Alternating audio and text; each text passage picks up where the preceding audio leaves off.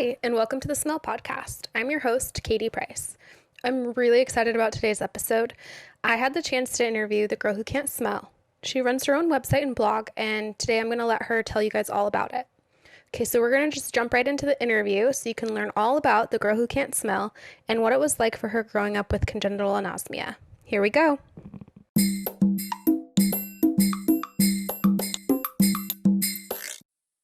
So hi, Yasmin. Thank you so much for being on the Smell Podcast. Can you please introduce yourself to everybody? Hello, everyone. My name is Yasmin Salazar, aka the Girl Who Can't Smell. I write a blog about growing up with congenital anosmia, and I'm really excited to be here today. What does that word congenital mean? Congenital means from birth. Okay, yeah, so just for some of the listeners, maybe if you're not sure, congenital versus acquired. Yasmin has congenital, and I have what's called acquired. So, Yasmin, can you tell us all, where did you grow up at? I grew up in a small town in southern Arizona. My family moved to San Luis from North Hollywood, California, and this was a big change. San Luis was so small, and I think I was the only person there that couldn't smell. Yeah, I also come from a small town in Idaho. It's about 40 minutes outside the capital. It's actually called Mountain Home, and I think we only have around 14 or 15,000 people, so it's very tiny. Yeah. So can you tell us all, what's your anosmia story? So how did you find out about it when you were little? Yes. So my anosmia story began when I was in second grade. I remember I was in class and I had won an opportunity to pick out a prize because I had answered one of my teacher's questions correctly. And back then, scratch and sniff stickers were really popular, and I chose one as my prize. So they were these really cute little fruit designs, and I remember being so excited, and my friends all gathered around me and wanted to see what they were like. So I remember removing the plastic wrapping and scratching the strawberry one first. And my friends started getting all hyper and asking if they could take turns like sniffing it. And I passed it around and I saw them all going, this is so good. And I was like, that's when I realized that I didn't feel any sensation when I held them up to my face. Yeah. And I played along with everyone else though, which was, weird at the time. And so after I sat down and I looked at the pack and I kept scratching the grape one over and over this time, it was, practically destroyed, and I was just confused because I wasn't sure if the stickers worked out at all, even though I knew my friends could smell them.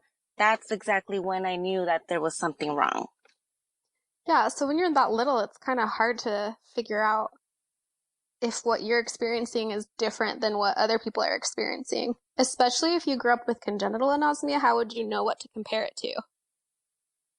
Correct. So I didn't even know smell, existed or had such a big impact on others. So that was something that, confused me a lot, and I wasn't really sure how to react. So I just played along, but then I questioned it. I was like, how come I don't, have that same reaction? And Yeah, that was definitely what had thrown me off. yeah.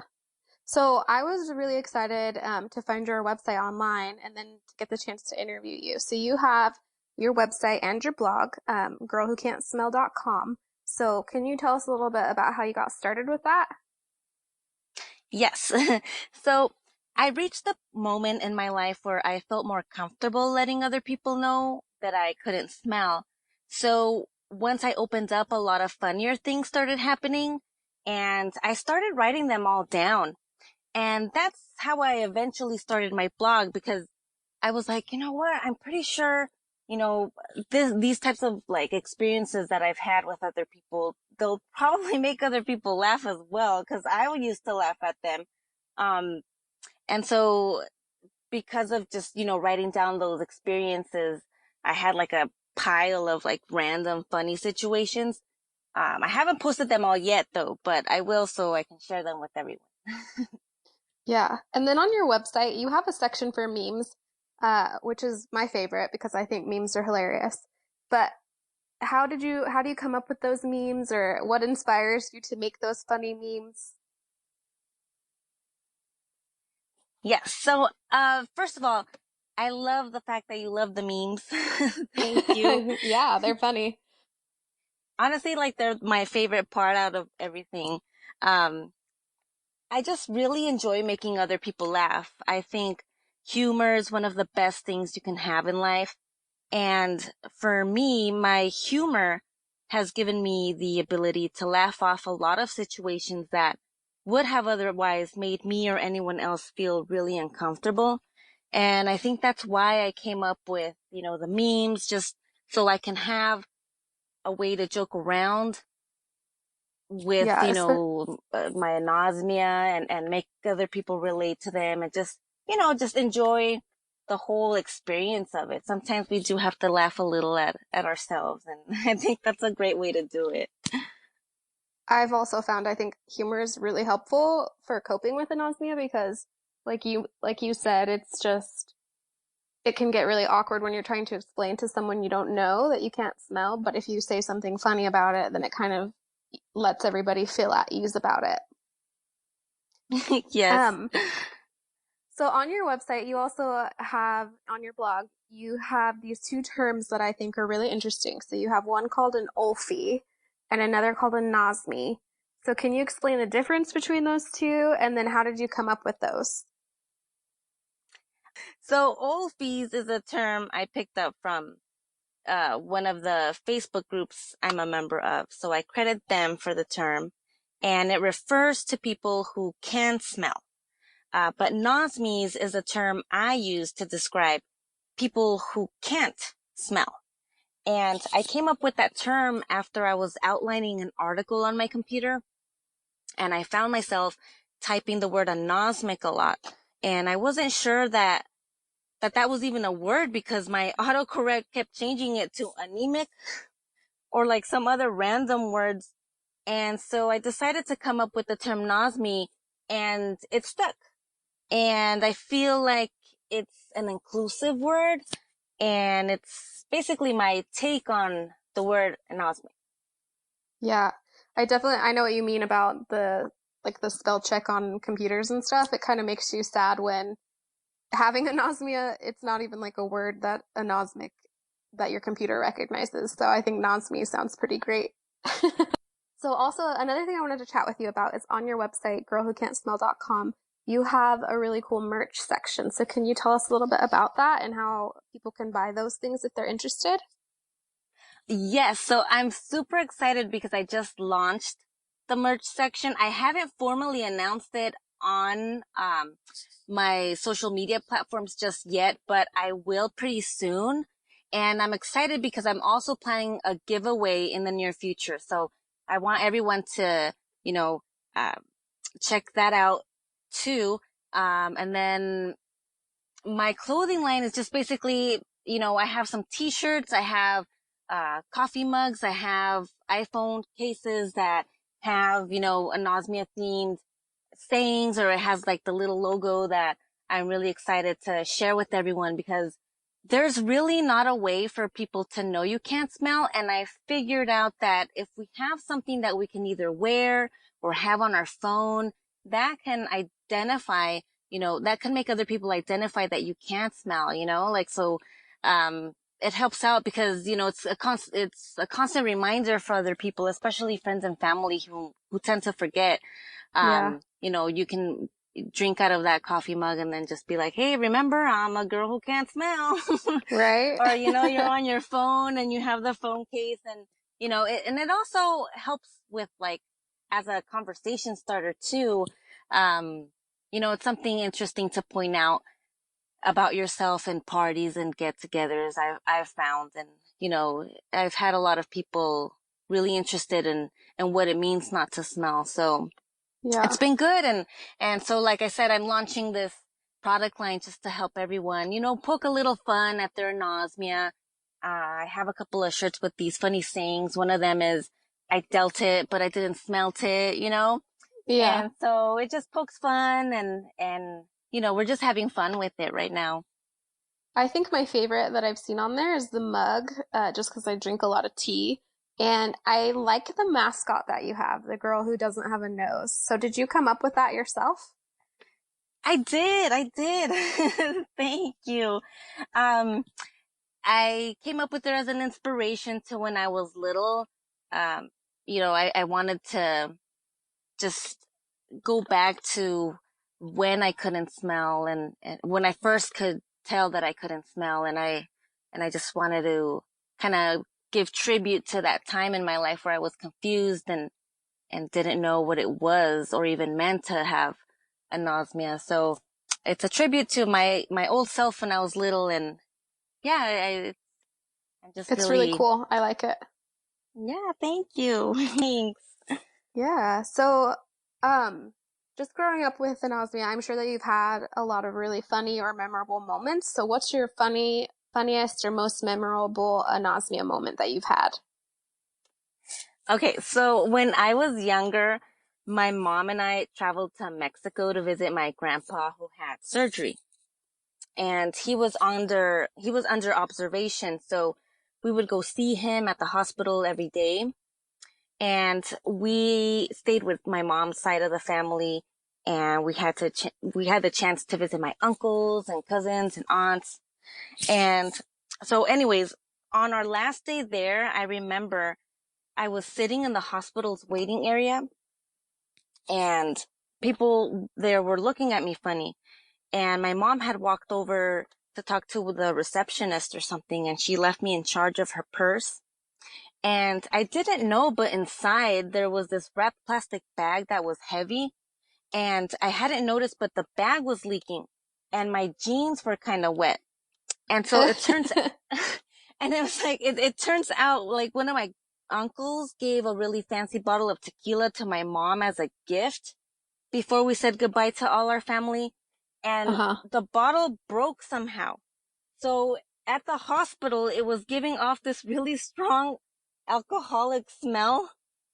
And everyone in the waiting room was like really confused. And I mean, they couldn't really, figure out why the strong alcoholic smell was, going off. And I was 12 at the time. So they were just like, this girl isn't drinking. So it was funny. And I was just like totally embarrassed after my mom came out and she's like, oh my God, the bottle of tequila broke. And I was like, well, I couldn't really tell. So, you know, I Yeah, saw the wet jeans, but that was just one of the worst yeah. times. The people in the waiting room probably thought you needed to like go to rehab or something at 12 years old. Yeah, exactly. So one of my funniest moments that I've had, so I got anosmia after an upper respiratory infection and I was like really sick. So I Uh-huh. started noticing that I couldn't smell after that happened and that was like 2009-ish. And so I think it probably like 2010, one time I was driving with my mom in the car. So we live in that small town, only like 15,000 people, and we go up to the capital, Boise, and it's about a 30 minutes drive. And we take it all the time. It's like going into the bigger town. So one time we were doing that and my mom kept like giggling and laughing and I didn't I didn't know what was funny. Like there was nothing we were talking about that was that humorous. And she kept looking at me while she was driving and I said, Mom, what are you doing? Why are you laughing like that? You're being weird. And she just started cracking up laughing and she's like, it's true that you can't smell because I've been farting the entire way from home to Boise and you haven't said one word. So Like, my family just likes to do things like that. oh, I think as a joke, but I told her at the time, like, just because I can't smell it doesn't mean I want to like waft the fumes in my face. exactly. So We that have was it mine. rough. Yeah, for sure. Okay, so Yasmin, your site has a section which is titled Tips for Living with Anosmia. So can you please share some of your favorite tips with all of us? Absolutely. So my number one concern with anosmia is ingesting expired food. That's been a problem for me primarily because I sometimes, I leave leftover food from, our lunch or dinner from the day before and I leave the leftovers in my fridge But what I've learned to do is label my storage containers with the date and of when I got the food. So that way I'm not, if I'm ever alone and I don't have anyone to smell my food, at least I have the date and I can kind of, figure out if it's past 1 or 2 days and I won't eat that food. Mm-hmm. But, and if it's more than those days, I'll just throw it out, because we can't really, have, any other way to determine, except for what it looks like, uh, Right. how, whether or not it's expired or if it's good enough to eat. But, yeah, that's one of the most important tips I want to say, because it doesn't feel really great when you get sick, and you want to avoid that as much as possible, because that's one of the biggest risks. Yeah, I think that's called a sniff test in like everyday life. Yeah. And we don't have the sniff test. We So just for have me, to be that's, so organized, right? Like you have to yeah, be, yeah, you can't leave anything to chance with being anosmic. It's just part of our life, and it helps out because then it just, your organization skills just, spread out to other parts in your life, especially for work purposes. yeah, for sure. So my favorite thing with or I guess that advice for me, the best one is probably milk or anything that has like milk products in it because I love cereal and like I'm famous for just using milk past the due date because it looks fine. And sometimes Yeah. I'm fine, and then other times I like get a really upset stomach, and I should probably just go with the expiration date. But yeah, it's really, and another tip I guess would be to have another nose in your house that actually works. Oh, absolutely. I think that's been the best type of help I've had. My husband's practically my nose, and it just Yeah. helps because, he can tell me everything I need to know as far as smells go. And it's a big relief, honestly, a very big relief. Yeah, mine too. I just will go over and like take the lid off of a Tupperware and hold it up to him, and he sniffs it and says it's good or it's not. And like I don't even have to ask anymore. I just do it. It's like automatic there. They're Yeah. trained, right? Yeah. Um, I wanted to talk with you next about anosmia as an invisible disability. So people who are blind, usually you can tell that they're blind. People who can't hear, maybe they use sign language so you can figure out that they aren't able to hear you. But with anosmia, it's really an invisible disability. So what's that like for you? It's been a very interesting experience.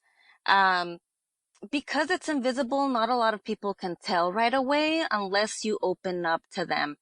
And a lot of people react either in disbelief, or I've even had some people that even mocked. And the way they mock is just, it's not intentional, but they may, place something in front of my nose and ask, can you smell this? Or, they just basically react out of disbelief and just say, what? Mm-hmm. That's so odd. Like, what do you mean you can't smell?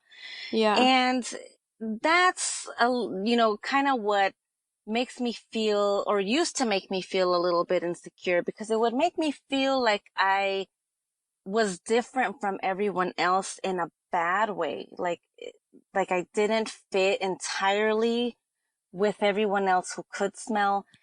And it always created some type of sense of frustration even, or it was like a weird type of FOMO, like, Yeah.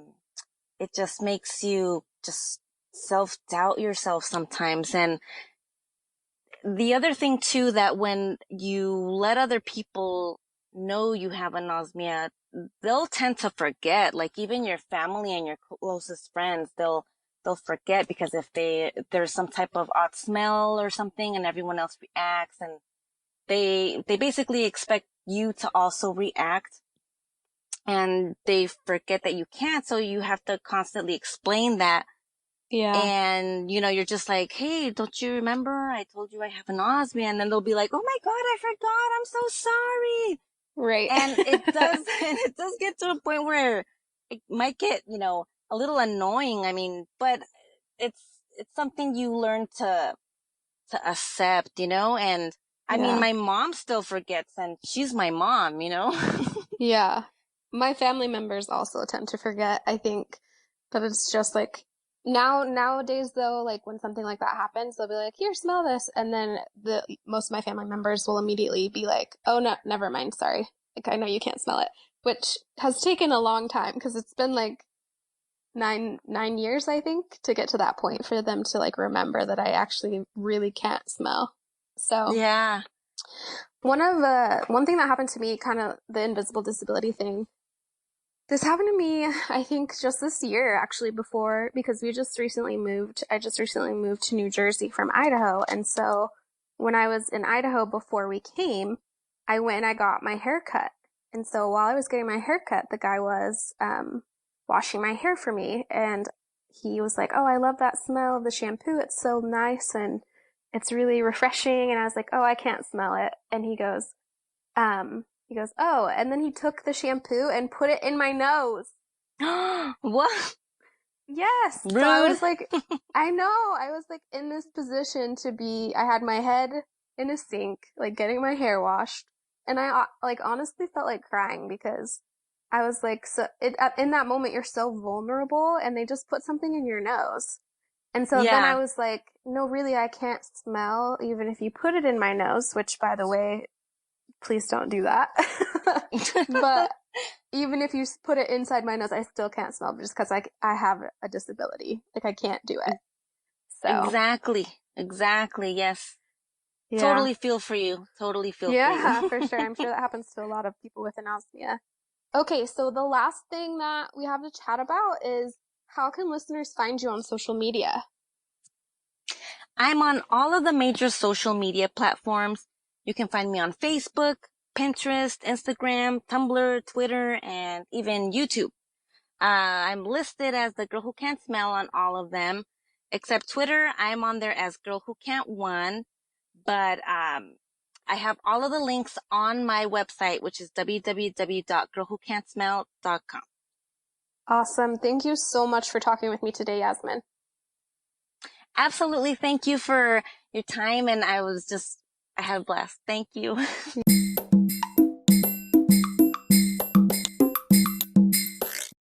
A huge thank you to Yasmin for talking with me today. If you haven't checked out her website yet, go to www.girlwhocan'tsmell.com. I think it's worth it for the memes alone, solidarity and humor. I have my eye on some of her merchandise, and I think I need to order myself the mug. It will definitely be a great conversation starter. If you haven't seen it, go check it out. If you're interested in learning more about Yasmin, check out her social media platforms and her site. Thank you all for listening. If you have a story you'd like to share, or if you'd like to be interviewed for the podcast to share your story, please email me at thesmellpodcast@gmail.com. You can follow the podcast on Twitter at thesmellpodcast. In order to create mini-sodes, I'll need listeners to email in their own experiences about living with a smell and taste disorder. As a reminder, you can choose to be anonymous if you want, so please send me your stories. All right, until next time, have a great day.